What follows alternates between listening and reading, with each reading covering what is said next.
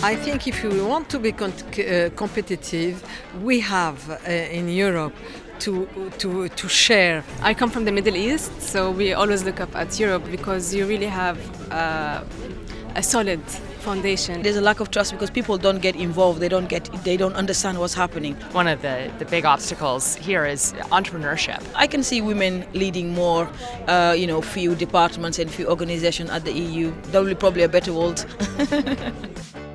European integration is one of the largest projects for economical and political cooperation of the last century. But one can now observe a lack of trust and interest in European institutions due to a range of societal reasons. Feeling I think many people have is that the European institutions go about integration in a very technocratic way. They produce regulations which are maybe not sensitive enough to the different ways of life in the different European countries, especially in social policy matters. European institutions have got a very important role to play in facilitating entrepreneurship. If we just look at startups, there are so many barriers today just to create a small company. I think if we take down the barriers for that, we will see more competitiveness and more growth. Despite those barriers, economical integration within Europe is a strong reality. But companies expect more from the EU institutions.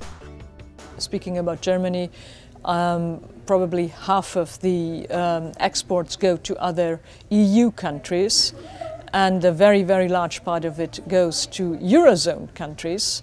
But the main point is, I guess, that they also want the EU to be more politically acceptable, because if we lose political acceptance, we will also lose the benefits of the single market. European integration might need a new start to inspire trust and hope again, and gain support from a larger part of the population. In my view, European institutions should become more sensitive to the concerns of people. So these institutions need to redefine the balance between what is being done at European level, what is being harmonized, where do we need cooperation on an intergovernmental level, and what should be left to the national politicians. I think another dimension that goes hand in hand with that is we have to think about how Europe is going to embrace immigration in the future. And with immigration, the whole topic of mobility and integration. According to Renate Honung-Draus, none of the challenges Europe faces will be solved without a strong political project. We need to bring in the politicians more and to ask them to take their responsibility to make sure that the European vision is given a political substance again.